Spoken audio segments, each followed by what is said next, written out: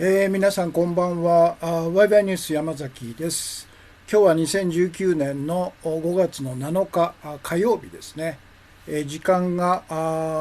ちょっと遅れまして、日本時間の夜の9時7分ということで、予定より47分ぐらい遅れましたね。申し訳ありません。今日のメインテーマですけど、このコメント欄にアップしましたように、アメリカで台頭している財政の破綻など起きっこないと。から政府はもっと借金してもっとお金を使えと主張する MMT 現代金融論の最大の誤りとは何かというのが今日のメインテーマです。ということで今日の通算ワイワイニュースライブ2773回になりますね。ということで、ツイキャステレビのメディアで、音声、映像問題なく配信されているということですね。ということで、今日の最初の最新のお知らせですね。これは明日水曜日、また語学研修が始まりますんで、明日の放送はお休みさせていただくということです。そして次に今日の映像ですね。これは今日の注目記事、で取り上げますけど、反天皇制デモ、これが参加者が東京で行われたらしいんですけど、5月の3日、天皇制はいらないというデモですね。80人ぐらいしか集まらなかったということで、1980年代はこういう集会やっても1000人単位で、人が集まってるんですけど、最近は反天皇制の集会デモに人が集まらないという、これは BBC ですね。BBC の記事に載ってた画像です。から2つ目がですね、今日のメインテーマですけど、財政の破綻など起きっこないから政府はもっと借金してもっと金を使いという MMT というなんか現代金融理論という、ものがアメリカを中心にして、かなり台頭しているという記事が朝日新聞デジタル記事に載ってましたんで、今日はそれに対して、全くのエセ経済学理論だということで今日のメインテーマにしたんですね。でこの MMT 理論を提唱している一人がニューヨーク州立大学教授のステファニー・ケルトンというこういう女性なんですね。2つ目の画像ですね。で3つ目がですね、例のベネズエラ、アメリカトランプが仕掛けたクーデターは見事に失敗したということで、このメーデーの時に、45万人の人がメーデーに参加してクーデター粉砕をお祝いしたという、これは長州新聞ですねの記事に載ってた画像です。そして、4枚目の今日の画像ですけど、ミャンマーで、ロイターの記者がですね、2人逮捕されたんですね。で刑務所に入ってたんですね。500日ぐらい入ってて、それが大統領特赦で、釈放されたということで、家族と再会している喜びの、特にこの女の子の嬉しそうな顔がすごいですね。という写真です。今日の画像ですね。これをちょっと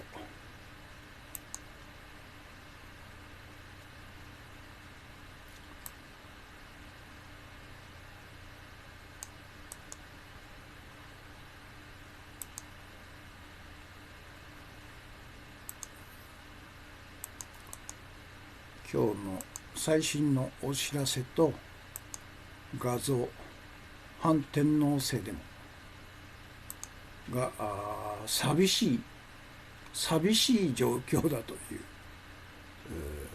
特に、元号が新しくなって天皇も代替わりしたという中で、国民の 82% が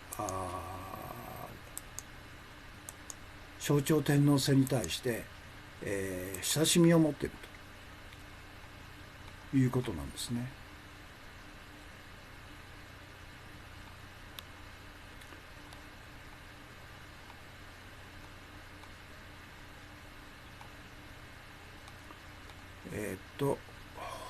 そっか。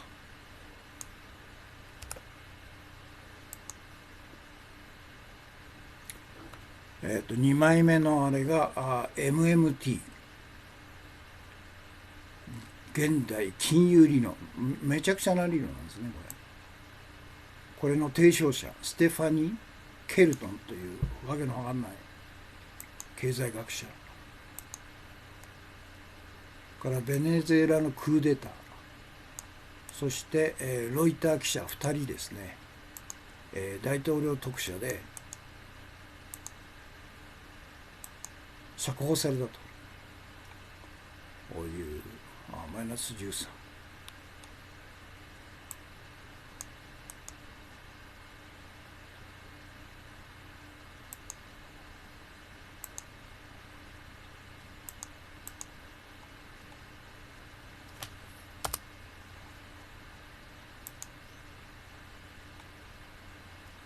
ベネズエラのクーデターを粉砕して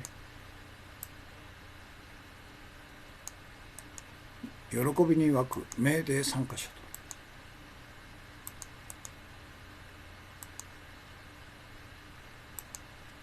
それからこれがミャンマーヤンゴンの刑務所から釈放された後、子どもたちと再会したロイター記者の2人ですね。ということです。そして今日の音声っていう、新しいあれなんですけど、昨日のですね、安倍晋三が4月30日の大礼、正殿の儀で漢字が読めなかったということで、それをごまかしたために全く逆の意味になっちゃったと。退位する天皇皇后の末長い健康を願ってやみませんというのを、やむっていうのは読めなかったから、願っていませんとごまかしたんですね。でこれのですね、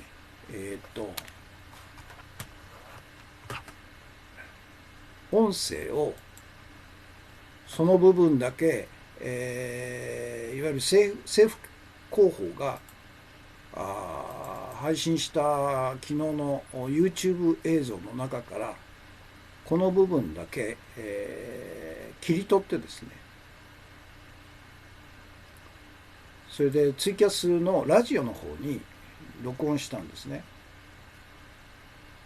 でこれをちょっと聞いてください。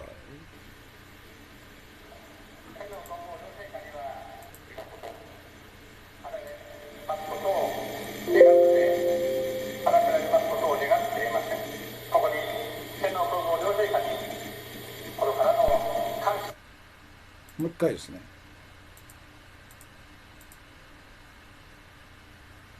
こっちか。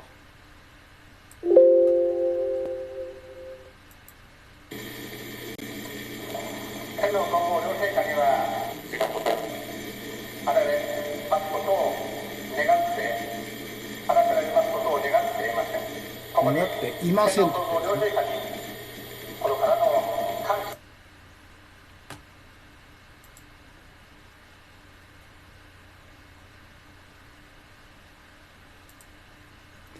ということで、この音声をツイキャスのラジオで再生できるようにしたんですね。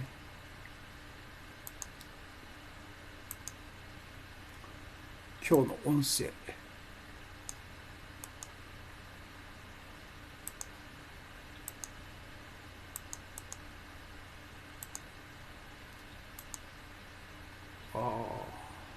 マイナス15、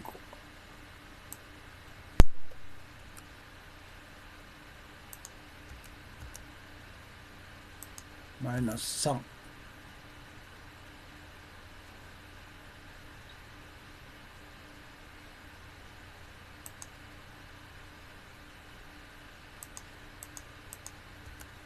マイナス1、これですね。URL です。このことを問題にしているのが、今日トピックスの中で取り上げますけど、日刊現代なんですね。で、日刊現代も簡単な記事で、何でしたっけ、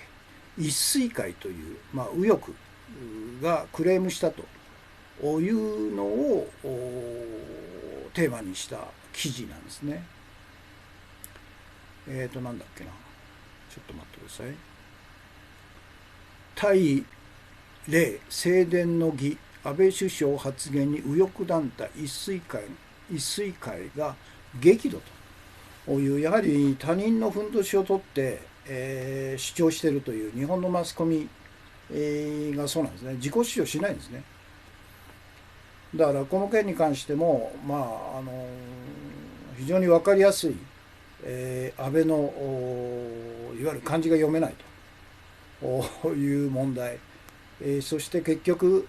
ごまかしたために真逆の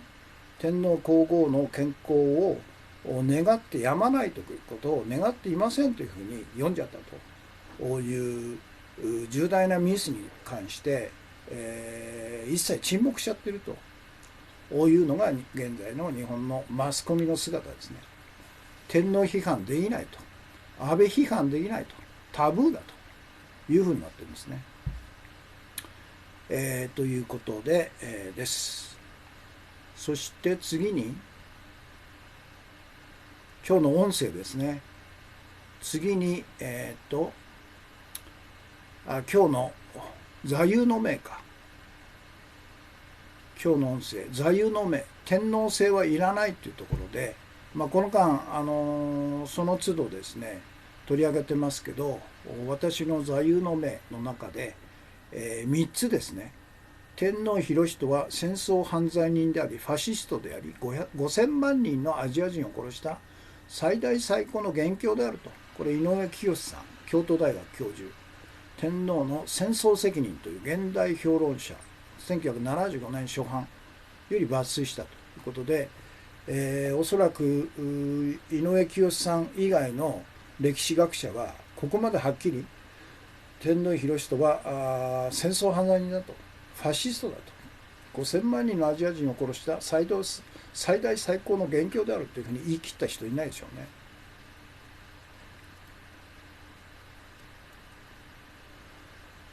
砂月さん、まともな右翼は一水会とおかきのおかきか、春間屋さんね。そうですね、春間屋さんまだ元気頑張ってるんですけどね。大型トレーラーで、街中走ってましたけどね。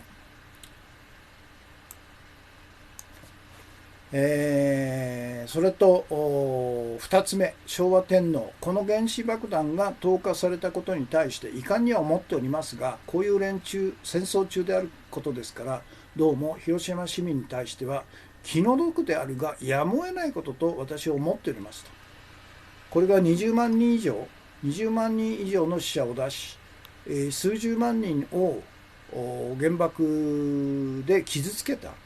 最大最高の戦争責任者、昭和天皇の言葉なんですよ、これ。この原子爆弾が投下されたことに対して遺憾には思っておりますが、こういう戦争中であることですから、どうも広島市民に対しては気の毒であるがやむを得ないことと私は思っております。仕方なかったのだと。あんたたちは運が悪かったんだと。自分で、侵略戦争を仕掛けてですね、こういう言いざまはあるかっていうんですね。で、こういう天皇裕仁がイメージチェンジして、沖縄を除く全国を巡航したと。これも完全に GHQ の指令でですね、この前写真を紹介しましたけど、天皇が車から降りて帽子を振ってですね、挨拶する周りを、GHQ の兵士が銃を持って、守っているということで、これはもう完全に GHQ の指令でですね、戦争犯罪人天皇裕仁のイメージを完全に 100% 転換するという一環のもとで、2年間にわたって全国沖縄以外は巡行したんですね。それでバカな日本国民は人間天皇だと、平和天皇だと、家族思いのファミリー天皇だと、学者天皇だという GHQ が仕掛けた 100% のイメージチェンジをした天皇裕仁を日の丸を振って大歓迎したということなんですね。でこの昭和天皇裕仁がこういう様を言ってると。でこの発言は昭和天皇が米国訪問から帰国直後の1975年10月31日に日本記者クラブとの会見で中村浩二というザ・タイムの記者の質問なんですね。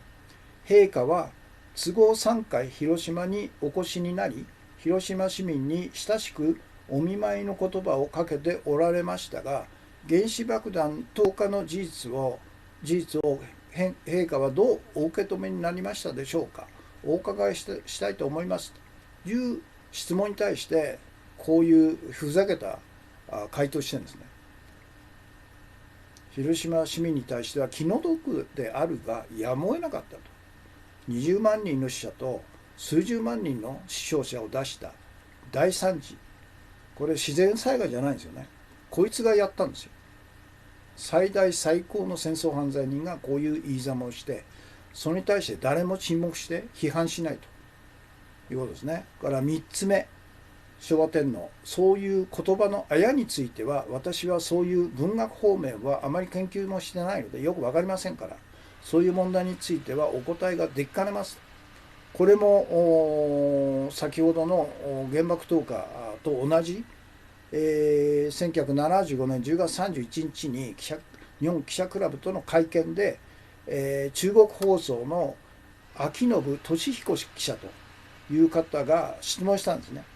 天皇陛下はホワイトハウスで私が深く悲しみとするあの不幸な戦争という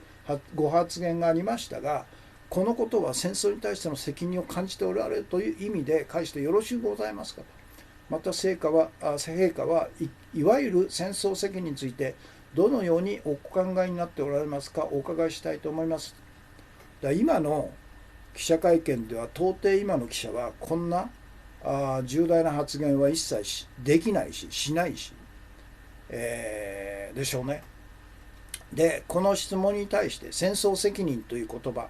そういう言葉のあやについては私はそういう文学方面はあまり研究もしてないのでよく分かりませんから、そういう問題についてはお答えができかねますと。これ全くふざけた答えをしていると。でこれに対しても誰も反論しないと。今も誰も言わないということですよね。今日の座右の銘、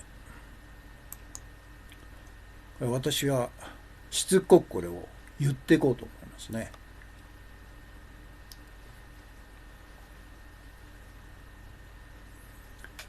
できたらですね、井上清さんの天皇の戦争責任、これを番組の中で朗読していきたいですよね。何ヶ月かかけてね。今日の座右の銘、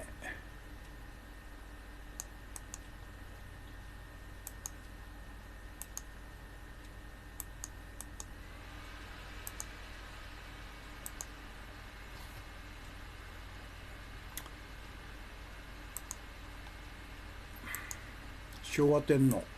言葉、広島原爆投下に関して戦争中だったからやむを得なかったと。広島の人たちは怒んないんですかね、これね。この発言はいつかと。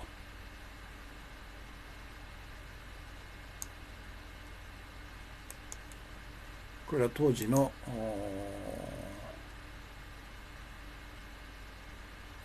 ザ・タイムズの記者ですね、日本人記者、中村浩二という記者が質問したんですね。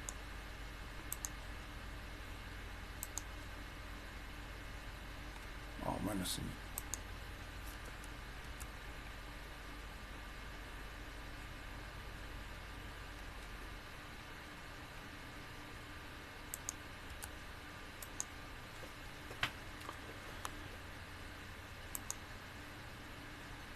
原子爆弾投下の事実を陛下はどのようにお受け止めになりましたでしょうか。お伺いしたいと思います。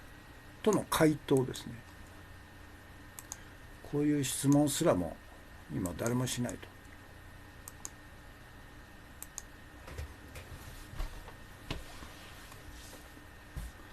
それから3番目、昭和天皇。そういう言葉の矢については、私はそういう文学方面はあまり研究してないのでお答えできないと。そういう問題についてはお答えできないと。自分は生物学やってるから文学関係は弱いんですよと、勉強してないんですよという、まさに、狡猾に逃げたんですね。だからこの昭和天皇っていうのは頭いいと思うよね。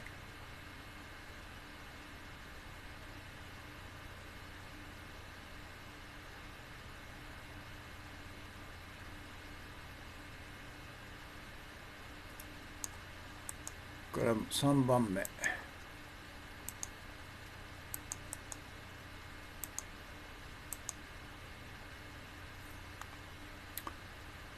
戦争責任について中国放送の記者秋信俊彦記者がどう考えてるんでしょうかと質問したんですね。それに対して、そういう言葉の矢は私は文学関係は研究してないのでよく分かりませんと、お答えできませんというふざけた答えしてるんですね。これが今日の座右の銘です。そして今日の注目情報ですね。日本の寂しい天皇制反対派と改元に沸く国内で縮小という、これはノボルン・ウォン・アナンという、タイ人の BBC の記者ですね。これは5月3日の記事ですね。ちょっと読みましょうね。天皇の上位と新天皇の即位改元という歴史的な変化を目前にした4月末、小規模の集団が東京の外れに集まったと。天皇の戦争責任を忘れるなと繰り返しながら、集まった人たちは公園に向かってデモ行進したと。抗議行動に参加した人のほとんどは白髪で、人数は少なかったと。80人って言ってるね。人数は少ないものの、日本の天皇制反対派は天皇制はもう廃止すべきだという主張を声高に続けていると。それで先ほどの写真になるんですね。天皇制はいらないと。本当にいらないんですよ。こういうあれですね。日本では皇室は世界最古の世襲王将だと言われていると。神話によると皇室は天照大神の末裔だとされると。こんなの全くのデタラメだよ。第二次世界大戦が終わるまで天皇は荒人神だとみなされていたと。一方で反天皇制運動連絡会反天連は30年前から天皇制廃止を求めて活動してきたと。天皇の名のもとに日本が1930年代から40年代にかけて戦った戦争を償うには天皇制を廃止するしかないという主張だと。反天連メンバーの野村さんは BBC に対して戦争はきちんと終わらなかったと話したと。野村さんは右翼団体の攻撃を警戒し、記事ではフルネームを使わないという条件で取材に応じたということですね。で、都心にある反天連の小さな事務所で野村さんは、第二次世界大戦中に人道に対する罪を犯した昭和天皇は戦犯だと述べたと。昭和天皇は軍部に強い関心を抱いていたと。米英との戦争を恐れたのはただ単に日本の軍隊が劣っていると知っていたからだと。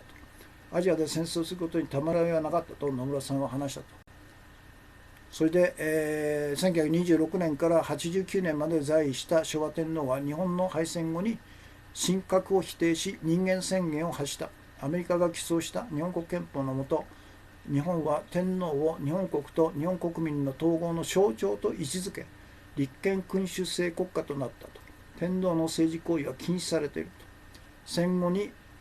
こうした形で天皇制を維持したため、昭和天皇は結局戦争で果たした役割について責任を取ることがないままだったと野村さんは言うと。それで昭和天皇の晩年にかけて天皇制に反対する日本の世論は今より強かったと。天皇にゆかりのある場所が反左翼過激派の小規模な攻撃を受けることもたまにあったと。しかし昭和天皇の長男昭仁様は1989年の即位から4月30日に高齢や健康問題を理由に退位するまでの30年間、皇室を平和の象徴と位置づけることに成功したと。退位によって上皇陛下となった昭仁様は、父の昭和天皇が終戦の詔書をラジオで発表したとき、ほとんどの日本人はこの玉音放送で初めて天皇声を聞いたと。11歳だった。米オレゴン州にあるポートランド州立大学のケン・ルオフ教授、日本研究所所長は、先代天皇にとって一番の課題は戦時から残る傷を癒すことで戦後に区切りをつけることだったと指摘すると。日本にとって被害を受けた各国との関係改善のためにできる限りをした。で、写真があるんですね。75年7月に皇族として戦後初の沖縄訪問を果たした皇太子夫妻と、当時ですね。だから1975年7月っていうのは、さっきの記者会見の昭和天皇裕仁の記者会見が75年10月ですから、その3ヶ月前に彼は昭和天皇が行けなかった沖縄に代わりに行ったんですね、身代わりで。1975年当時皇太子だった昭仁様は美智子氏と共に皇族として戦後初の沖縄訪問を果たしたと。沖縄は日本国内で最も悲惨な戦場の一つとなり、一般住民10万人以上が犠牲になった場所だと。上皇陛下は天皇として他に中国やインドネシアなど甚大な戦火にあった国々を訪れず、さらに政治的発言を禁止されている立場ながら、戦争がいかに悲惨なものかを忘れないよう繰り返し国民に呼びかけたと。第二次世界大戦中の日本軍の残虐行為による被害が特に大きかった国の中には、日本は未だ十分に謝罪してないし、十分に、償っていないという主張が残ると。この時期の評価は今も深く割れていると。でしかし平成の時代の日本国内において皇室の人気が大いに高まったと。ルオフ教授によると、さまざまな世論調査で国民の 7割から8割が天皇制の維持を支持しているというと。で、都内の事務所で取材に応じた反天連の野村さんは、支持者の数は年々減りつつあると認めたと。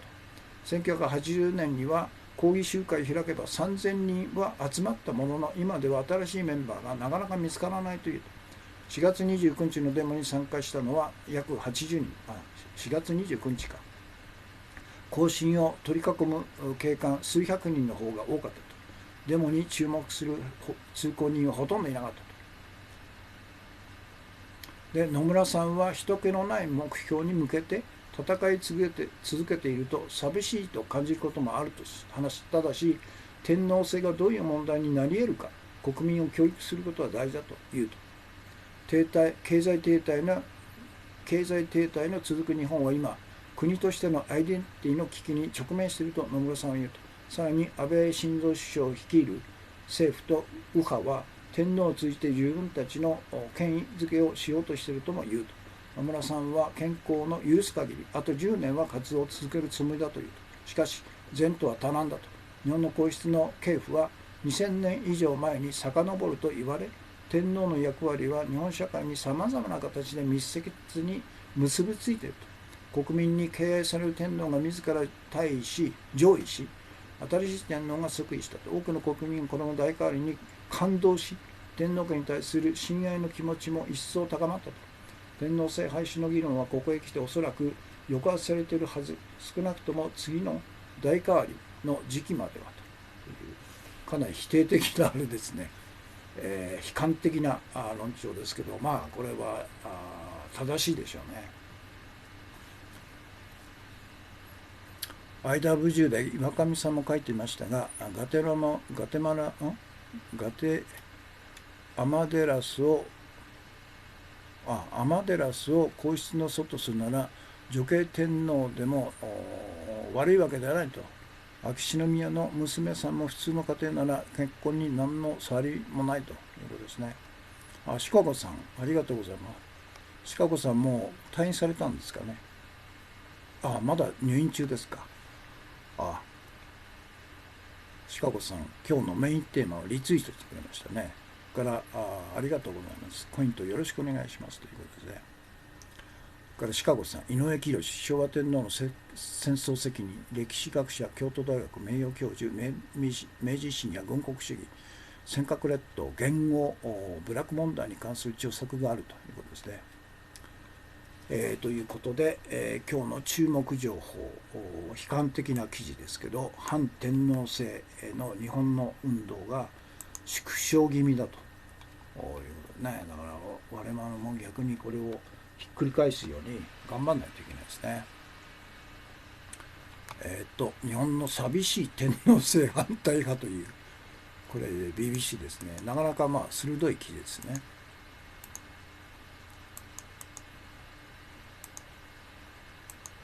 マイナス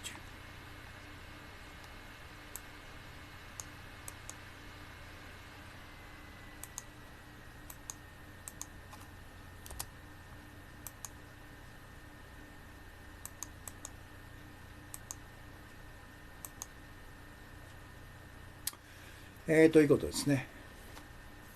皆さんからのコメントですね。砂月金さん、これは読みましたね。シカゴさん、お大事にしてください。こんばんは。ただいまも入院中にて失礼ですね。しますということです。それから砂月金さん、まともな右翼は一水会とおかきの播磨屋さんだけだ。あとはみんな偽装右翼ですよね。から K さん、今日のメインテーマをリツイートしてくれましたね。からキララカットさんがコンティニューコイン2枚、砂月金さん、山崎氏のキャスは一言一応コメントは集団嵐のため、禁止ですという、ことを言ってもらってますね。砂月金さん、アメリカで今日のメインテーマですね。砂月金さん、コンティニューコイン2枚ですね。中ん319さん、コンティニューコイン配信ありがとうございます。土山純一さん、お茶爆店配信ありがとうございます。コンティニューコインが2枚ですね。それから私の今日のメインテーマで放送の前ですね。砂月金さん、4月時事解説、時局分析、藤原直也理事長第41回 NSP と時局並びに日本再生戦略講演会という、これは YouTube ですかね。からドミトリ・オルロフインタビュー、マスコミに載らない海外記事からシアト、この人なんかおかしいんだよね。もう私は排除してんだけどしつこく言ってくるよね。だから極論っていうか根拠を示さないでただただ極論、株式戦争資本主義東証ニューヨークダウンを廃止かFX と株の売買に税率 99% 転引きすればロシアルドと天皇家は即死するっていう、ただただ自分の言いたいことを言ってるだけなんですね。根拠もなしにね。ということです。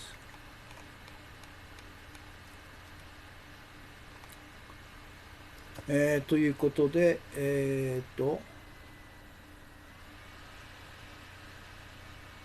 シカゴさん、天皇裕仁は戦争犯罪人でありファシストであり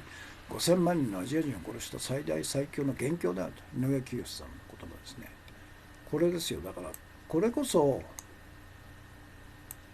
日本国民が知らなくちゃいけない昭和天皇裕仁の正体ですよね。そして推薦図書の朗読ですけど、今日朗読しますけど、これ後回しにしますね。で、最初に今日のメインテーマ最初にします。今日のメインテーマ、アメリカで台頭している財政の破綻など起きっこないから政府はもっと借金してもっとお金を使えと主張する MMT 現代金融理論の最大の誤りとは何かということなんですね。でそれは政府が発行する国債、中央銀行が発行する貨幣、民間銀行が行う融資のすべては信用創造という名の実物価値を担保とした借金であること、このことを一切言及せず隠しているということなんですね。で MMT 現代金融理論は信用創造が実物価値を担保とした有限な借金であり無限な借金でないことを隠してるんですね。で政府が発行する国債は国民が将来納めるであろう税金という信用を担保にして政府が財務省証券を発行して民間銀行に引き受けさせる信用創造であると。政府と国民にとっては民間銀行に元本と利子を支払う義務のある借金なんですね。で中央銀行が発行する貨幣はその国が将来生み出す実体経済という信用を担保にして中央銀行が貨幣を民間銀行を経由して市場に流す信用創造であり、中央銀行にとっては中央銀行自身に元本と利子を支払う義務のある借金なんですね。自分が借金を背負って元本と利子を自分が支払う借金だということなんですね。で民間銀行が個人に行う融資とは、個人が将来得るであろう収入という信用を担保にして民間銀行が個人に金を貸し出す信用創造であり、個人にとっては元本と利子を民間銀行に支払う義務のある借金なんだと。だから民間銀行が企業に行う融資とは、企業が将来得るであろう事業収入という信用を担保にして民間銀行が企業にお金を貸し出す信用創造であると。で企業にとっては元本と利子を民間銀行に支払う義務のある借金なんですね。そして、民間銀行が政府や地方自治体に行う融資とは、政府や地方自治体が将来得るであろう国民や住民からの税金を担保にして民間銀行が政府や地方自治体にお金を貸し出す信用創造であり、政府や地方自治体にとっては元本と利子を民間銀行に支払う義務のある借金だと。全部そうなんですよ。だから借金っていうのは、将来、得るであろう信用を担保にして、中央銀行とか政府とか民間銀行が信用創造を行うということなんですね。でこのことをこの MMT は一切、言及してないと隠してるんですね。でこの MMT、現代金融理論は信用創造の大原則である実物価値を担保にした借金ということを完全に無視して、だから暴論であり騙されてはいけないということですね。だから MMT が主張するように実物価値を担保にしない借金とすれば、政府であれ中央銀行であれ民間銀行であれ個人であれすぐに破綻するのは当たり前なんですね。でそのことを彼らは隠して、借金は無限であるという前提のもとにどんどん借金しなさいよと、財政破綻なんかしないですよというとんでもない、暴論をですね、あたかもまともな経済理論だと、現代金融論という MMT というもっともらしい名称をつけて、流布しているいうことで、その一人がこの、ニューヨーク市立大学教授のこの女性なんですね。だから信用創造の前提っていうのは実物価値なんですよ。実物価値、実体経済、実物価値、あるいは労働そうですよね。労働によって価値が生まれると。あるいは金とか銀ですね、そのものに価値を持っているという実物価値を担保にしたあくまでも借金であると。だから無限の借金じゃないですね。彼らの理論というのは無限であると。借金はいくらでもいいというバカなことをもっともらし理論付けをしていると。でそれの根拠になるのが日本の財政で、GDP の2.5倍、世界最大の借金大国であると。それでも財政破綻しないじゃないかというふうに、それを根拠にしてるんですけど、日本が財政破綻しないというのは国民が頑張ってですね、実体経済を支えているからですよ。そして、借金の 95% が日本国内で、賄っていると。ギリシャみたいに IMF とか、あるいは外国の金融機関とか等々から借金していると。そしてギリシャ国民は働かないと。実体経済を支えないというこの2つによって破綻したんですよね。で日本は、この2つ破綻する要素としての2つが今、どうにか持ちこたえていると。でもおそらくあと5年とか10年後にはその2つが破綻するでしょうね。それまで持つかどうかですね。ですからこれを解決する方法として信用創造特権というのを中央銀行から剥奪しろと。貨幣の発行権を剥奪すると。100% 国有化し全ての決定権を衆議院の中央銀行経営委員会常設、そこに移譲して全ての日本銀行の信用創造は国民のために使うということを徹底するという、中央銀行の国有化、国民化をするということですね。それから政府の国債発行を廃止すると、やめると。シカゴさんがコメントしてくれてますね。4つの信用創造特権を剥奪すると。こういうことですね。中央銀行の貨幣発行権と、から民間銀行の準備預金制度により無からお金を生む信用創造特権。これは何かというと、我々は学校とか等々で教わるのは、金融機関が個人とか企業等々にお金を貸し出す原資っていうのは皆さんが預けた、皆さんが預けた預金がベースなんですよ。だから例えば1兆円の預金を集めた銀行はその1兆円の現金をベースにして、金利を差し出すんですよというふうに、ほとんどの人がそう信じてるんですけど、嘘言っちゃいけないよと。この準備預金制度っていうのは中央銀行に 1% の各金融機関の預金額の総預金額の 1% を預けることによって、100倍の信用創造が生まれると。その100倍の信用創造の額に、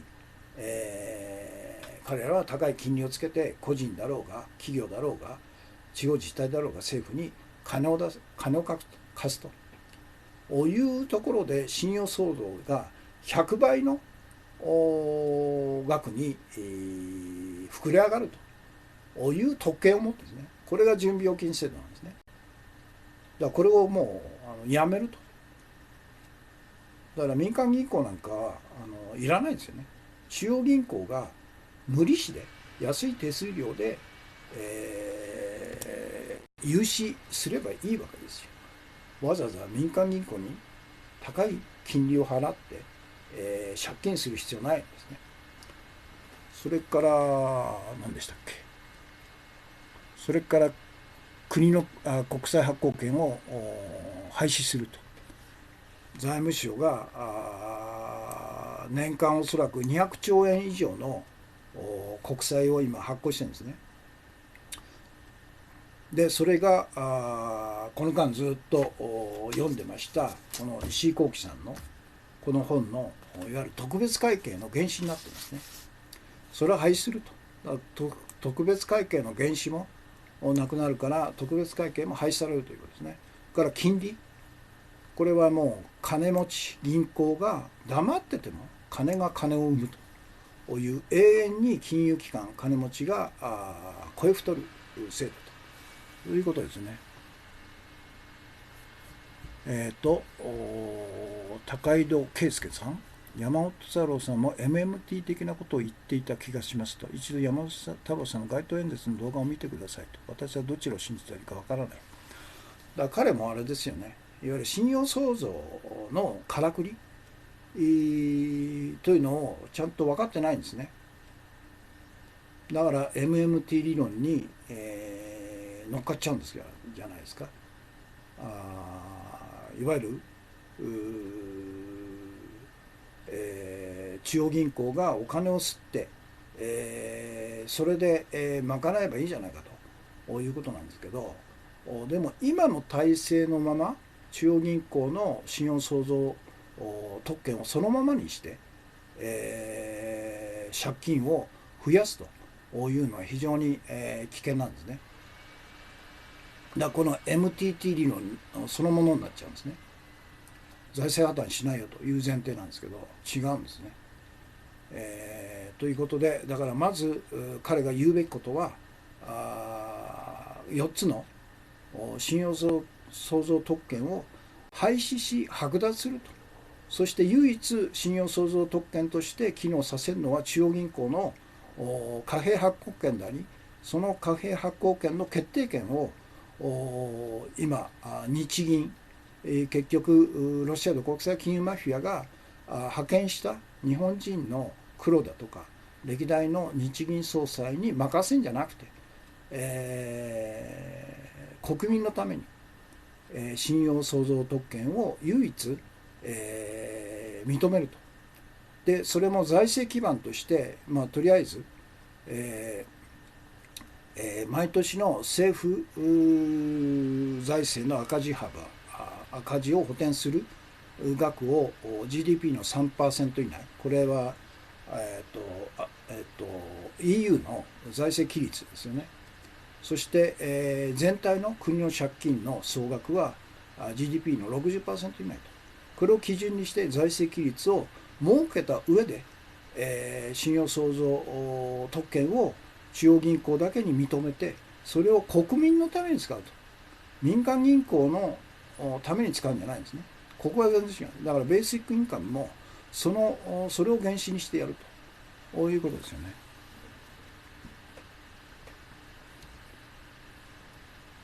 シーコーキさん、シカゴさん、GDP62% は特別会計の異常と、日本が自滅する人。シーコーキさん、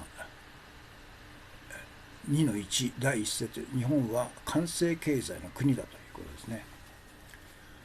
GDP に占める公的需要は極端に大きいと、そういうことなんです。だから全部は結局は特別会計で、自民党政権が毎年200兆円以上の国債を発行して全て民間銀行に引き受けさせ、毎年9兆円の金利を払っているということですよね。そうですね。高井戸圭介さん、説明ありがとうございます。難しくて理解するのでもう少し時間がかかりそうですが、ゆっくり理解していきます。そういうことですね。一番わかりやすいのは、そのロシアの国際金融マフィアの一番の初代ですね、マイヤー・ムシェ・ロスチャルドっていうのが、彼非常に頭がいいんですね。で1790年に言った言葉があるんですね。で私に一国の通貨発行権と管理権を与えようと。そうすれば誰が法律を作ろうとそんなのどうでもいいことだと彼はもうカンパしてたんですね。信用創造特権として最高のものは中央銀行の通貨発行権だというのは彼はもう分かってたんです。そしてそれ以降着々とですね、一番最初はイングランド中央銀行を自らのロシア領の支配に置くと。で次に、ものすごい抵抗にあったんですけど、アメリカの中央銀行 FRB をでっち上げて暴力的に、自分たちロシア土系の銀行が 100% 所有する民間銀行の実際民間銀行なんですけど、名前とかあるいは体裁をですね、FRB フェデラルリザーブボードというわけのわかんないあたかもアメリカ政府が株を持ってんじゃないかというような幻想を抱かすような名前に変えたんですね。連邦準備制度理事会というわけのわかんない。でも実際は 100% アメリカ政府一株も持ってないんですね。全部ロシア系の銀行が所有している民間銀行なんですね。そこが単にドルというアメリカの基軸通貨だけじゃなくて世界の基軸通貨を自由に、発行できるというものすごい、権力を握っちゃったから、結局は日銀もそうです。から ECB というヨーロッパ中央銀行もそう、イングランド銀行も FRB もほとんどですよね。だから中国だけじゃないですか。中国だけがまだロシアの国際金マフィアの支配のもとに中国銀行が支配されてないと。だから中国の経済高度成長経済 6%、7% 今でも経済大国世界第2位の大国がですね、なぜ 6%、6.2% という高度経済成長できるのかと。他のいわゆる日本が 1.2% とかアメリカが 2.2% とか EU が 1.6% とか低成長にずっと来てるにもかかわらず、なぜ中国だけが高度成長できるのかというのは、中央銀行がロシアの国際金融マフィアに、独占されてないで、中央銀行が創造する貨幣、発行権を中国政府が持っていると。ですから中央銀行の貨幣信用創造される貨幣はほとんどが実体経済に使われるんですね。で日本とかロシアの国際金融マフィアが中央銀行を独占支配しているところは自分たちが勝手に、創造する貨幣を信用創造をほとんど価値を生まない金融経済の方に使うと。だから実体経済が成長しないと。こういうことなんですね。シカゴさん FRB 紙幣発行権が民間銀行であるイカサマと。アメリカでは紙幣発行権を政府に取り戻そうとした大統領が殺された。リンカンがそう、ケネディがそう、7人ぐらい殺されてるんですね。コンティニューコイン配信いつもありがとうございます。おっとっとさんですね。高井戸圭介さん、コンティニューコインですね。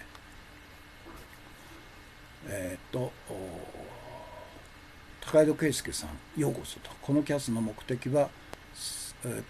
情報の拡散、共有、ご賛同なんて、そうですね。ぜひ、ツイッターに、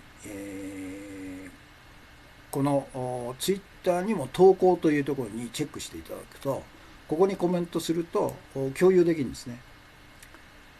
ということです。シカゴさん、日本には借金の歯止めがないと。財政規律がないんですよ。何にも。GDP の 236%、EU60% 以下の国債発行、将来に借金と世界の政府債務残高。異常なんですね。そのことを誰も問題にしないということですね。太郎ちゃんの理論は植草氏に解説してほしいですね、石森さん。植草さんもあんまり信用創造のことは言わないですね、あの人もね。金融畑で日銀の研究所にもいたんですね、あの人ね。ということです。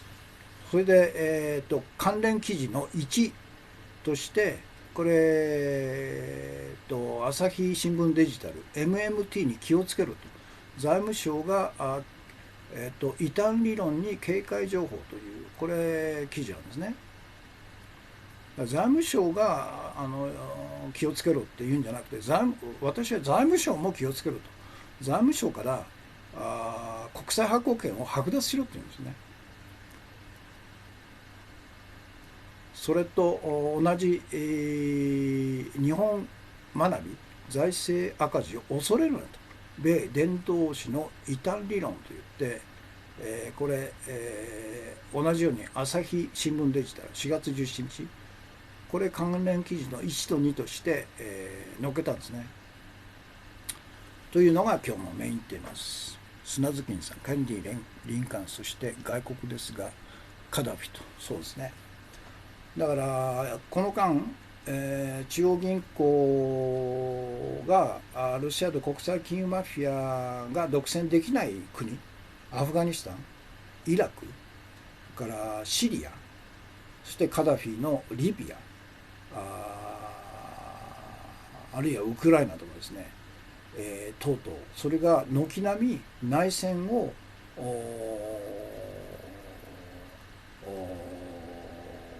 いわゆる軍産複合体戦争派に仕掛けさせて、国内を大混乱にさせて結局体制を打倒して独裁と民主主義という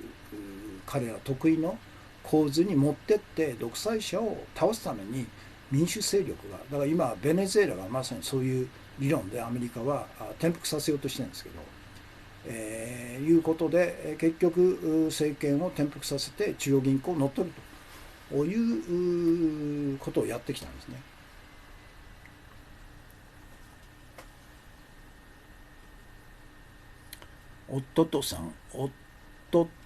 山本太郎さんは多分ですが信用創造通貨発行権のことを知ってますと。まずは今回の選挙で政界での力を増やすのが目的なんだと思います。まあそうでしょうね。だから今この話を出しちゃうと信用創造特権を剥奪しろとか日銀を国有化しろとか財務省の通貨国際発行権を剥奪しろとかいう過激な要求を出すとみんなを混乱させるということで、あえて出さないのかもしれないですけどそれは分かんないですね。彼らに聞いてみないと。私は最初から言うべきだと思いますよね。途中からこれを言っちゃうとみんなが理解できないとまだまだ理解度が低いからこの件に関しては後からですよっていうのはちょっと違うと。最初からこの社会の基本的な搾取と支配の基本構造はこうなんだと。これを根本から変えるためには信用創造特権の4つを剥奪し国民のために使うべきなんだということを最初から言うべきだと思いますけどね、私はね。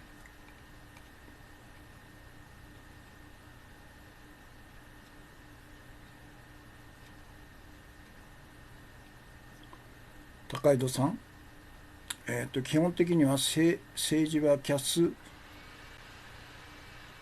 スでしか見てないのでコメントは共有できていません。申し訳ないですがと。近くで太郎さんが演説してたら聞いてみたいと思いますと。そうなのかもしれませんと。高井戸圭介さんですね。はい。ということです。だからこの信用創造特権がロシアと国際金融マフィアが独占しちゃってるという世界の不幸の最大の元凶の一つが隠されてるっていうことが一番の問題なんですよね。シカゴさん、支配下にないシリア、リビア、イランはイランもそうですね。ロスサイドが支配する中央銀行リスト165カ国、世界中を支配と。BIS はロシアドの貯金箱というスイスのバーゼルにある国際決済銀行という名のロシアドが支配している世界各国の中央銀行の中央銀行と、ここを支配してるから結局全世界を支配するというふうになるんですね。天野さん、MMT 理論を実践したのがこの30年間の日本。確かに破綻はしないが経済成長もしなかった。天野さん、のコメントが入りましたね。そうですよね。日本がまさに、MTT 理論を実践してきたんですよね。これほどはっきりと。石森さん、では日本を支配から離れようとする自衛隊謀略部隊によるクーデターで終わりですかねという。これ結局あれですよね。自衛隊の謀略部隊の背後にはアメリカの軍産複合体、ネオコン派、戦争派が控えているっていうんで、だからアメリカ自体も市民革命をしてもらわないと、日本だけ市民革命しても結局クーデターで殺されてしまうということなんで、これは世界各国で市民革命の世界同時革命をしてもらわないと、一国だけでは簡単に潰されちゃうよということだと思いますよね。だからアメリカ人も、あるいはヨーロッパ人も EU の人たちも、あるいは中国もロシアも、全世界の人たちが自国と、それから世界支配階級、その二重の支配構造を見破って市民革命を起こすという運動をですね、同時にやんないと結局しわ寄せが一番先端部分に来ちゃうということじゃないですかね。ということです。もう1時間2分ですか。今日はあれ無理ですね、これね、時間的にね。ということです。なんで、そっか。今日のあれを、ポイントだけ書いておきますかね。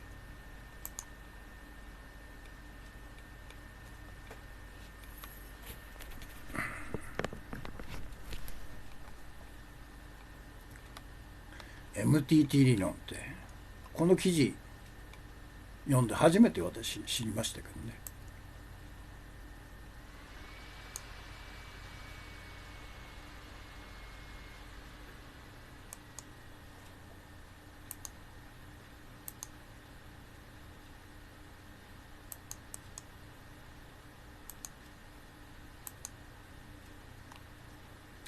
今日のメインテーマですね。政府が発行する国債、中央銀行から発行する貨幣、民間銀行が行う融資、すべては信用騒動という名の実体価値を担保にした借金であると。だから必ず実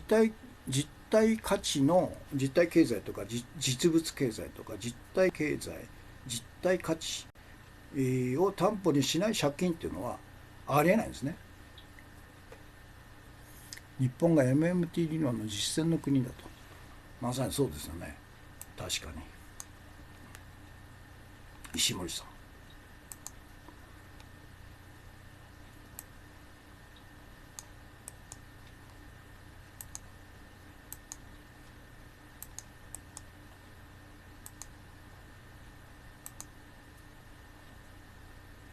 MMT 理論、現代金融理論は信用創造が実物価値を担保とした有限な借金であり、無限な借金ではないことを隠してるんですね。政府が発行する国債は国民が将来納める税金という信用を担保にして、政府が財務省証券を発行して、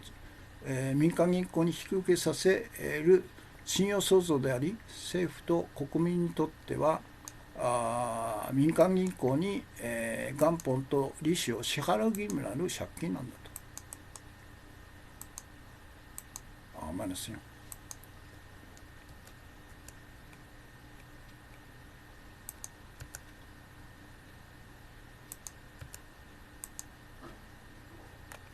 シカゴさん、各国の市民は公認会計士の民間団体国際会計基準 IFRS 財団がロシアで国際金マフィアのためにでっち上げた銀行会計基準を直ちに停止するために立ち上がるべきなんだと。要するに、中央銀行が創造する信用創造は実体経済に使っちゃいけないという会計基準を彼らはでっち上げてるんですね。金融経済だけに使うべきだと、使わなくちゃいけないだという勝手な自分たちに都合のいい基準を設けて、それを実践させているということですよね。中央銀行が発行する通貨貨幣、これも実体経済を担保にして、これも5か。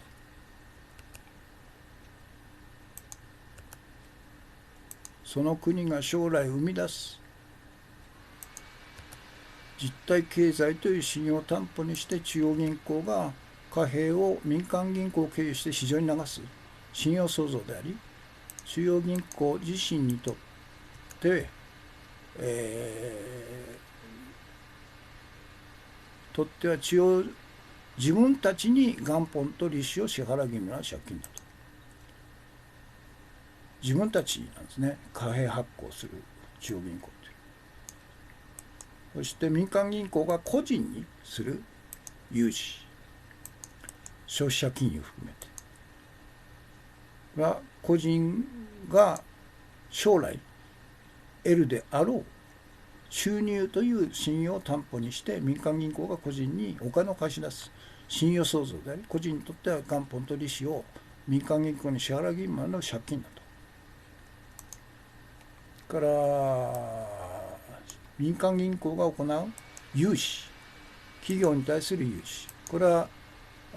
企業が将来得る事業益という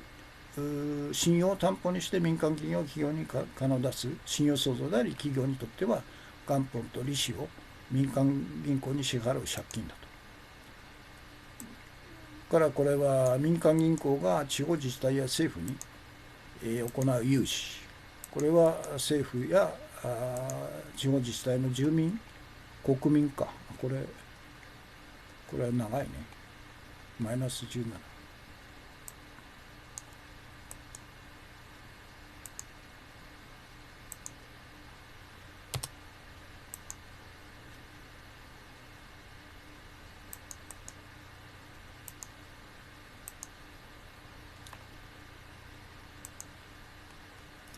で MMT、 現代金融理論は信用創造の大原則である実物価値を担保にした借金を完全に無視した暴論であり、騙されてはいけないということなんです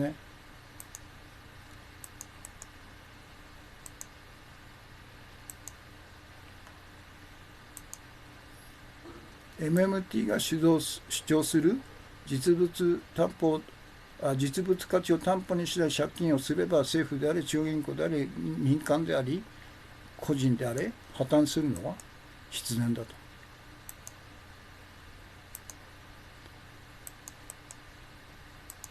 ということですよね。騙されてはいけないよと。それで、関連記事として、朝日新聞のこの記事、これ有料記事なんですけど、かなりの部分が読めるんですね。毎日と違うんですね。毎日はほとんど隠してますんでね。から次に2ですね。日本学び財政赤字恐れるなと。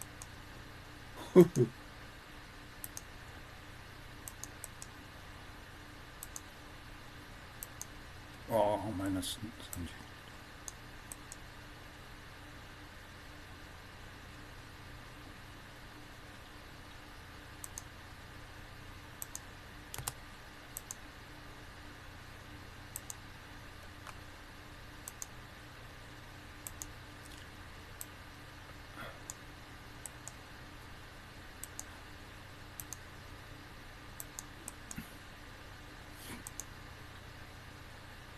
ということですね。これが今日のメインテーマです。もう70分43秒ですね。視聴される方が65名、全体で149名様、コメントが79件ですね。ちょっと時間がなくなっちゃったんで、早足で、やります。で、今日のトピックスですね。これはトピックスの最初、長州新聞、ベネズエラ、親米野党のクーデター失敗、メーデーは40万人が祝賀デモということで、これはなかなかいい記事ですよ。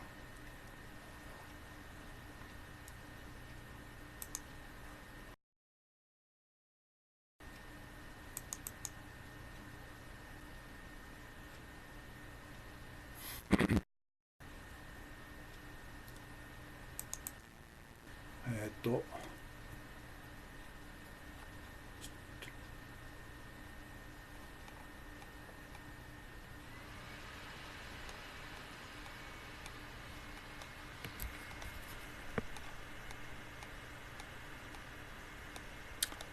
ちょっと待ってください。長州新聞ですね。これ URL 書いてないですけど、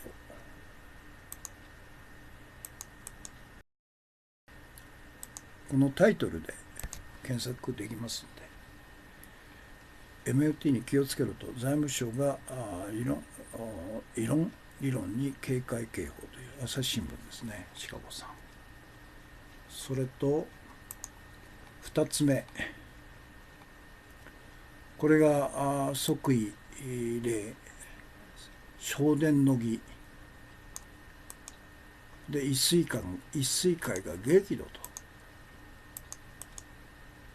日韓現代が激怒しろよっていう一水会の前に、なんで一水会が激怒したことを記事にして自分たちが激怒してないということを隠すのかね。からこれも長州新聞でね、フランス黄色いベスト運動が総会開いたと、資本主義からの脱却が必要だということで、これもあれだ、 URL 書き忘れましたね。長州新聞なかなかいいですよ。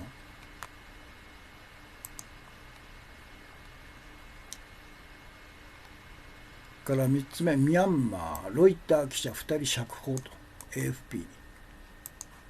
AFP500 日ぶりに釈放されたということですね。ロヒンギャの民族浄化、それを記事にした2人なんですね。から2日前に歴史的合意を話してたトランプが急変した。なぜかと、ちゃぶ台をひっくり返したということで、中国との貿易交渉でも彼はちゃぶ台をひっくり返して、今月の10日から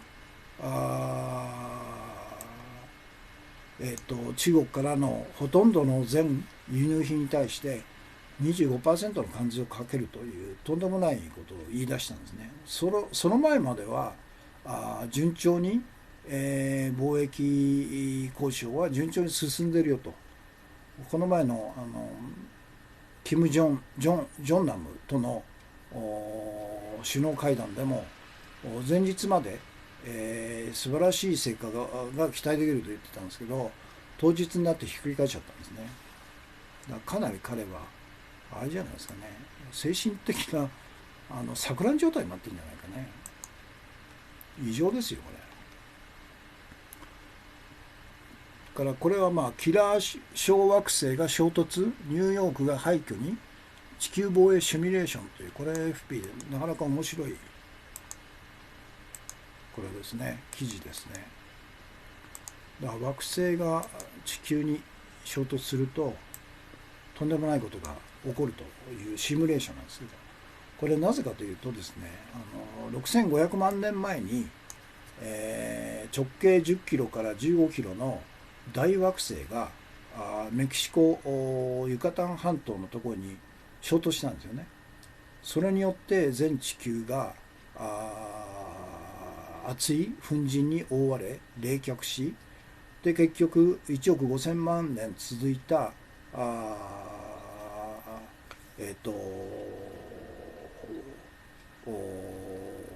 虫類、恐竜が絶滅したと。そのおかげで人類が登場できたんですよね。だからもしもこの大惑星が衝突しなければ、今でも恐竜がこの世界を覆ってて、人類の元であるなんか夜行性のネズミみたいな動物の状態しか出てこれなかったんじゃないかという感じするんですよね。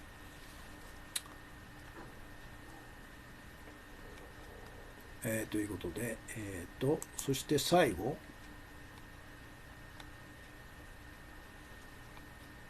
なんだっけ、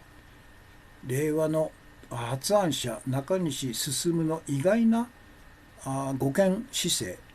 安倍首相に憲法尊重要望、安保法制反対、9条にノーベル賞発表と発言ということで、後手後手のあれなんじゃないんじゃないですね。後手後手の保守派ではなかったと、中西進さんという人は。というのがこのリテラの記事ですね。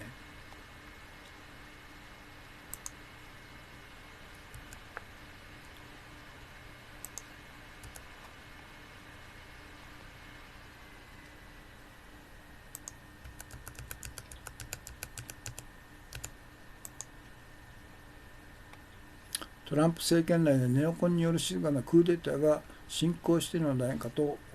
危惧しますと。そうですね。これ完全にあれですよ、ボルトンとか等々のいわゆるネオコン戦争派が台頭しているということでしょうね。だから彼はトランプっていうのはいわゆるネオコン戦争派といわゆる進歩派、保守的な進歩派との上に立ってバランスを取ってたんですけど、今ではボルトン等の戦争派の言うことを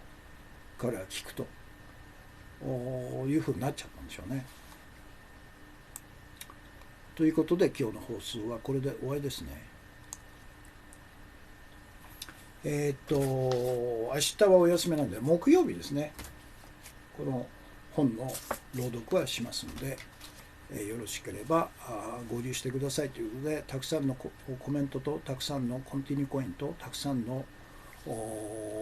ギフトですね、お茶等々ありがとうございました。ということで、78分ですね、46秒と64名様、157名様、コメントが89件ということで、現在日本時間の夜の10時25分になりましたね。ということで、今日の放送はこれで終わりです。お疲れ様でした。明日はお休みなんで、木曜日ですね、よろしければまた合流してくださいということで、おやすみなさいですね。ということで今日の放送これで終わります。終了です。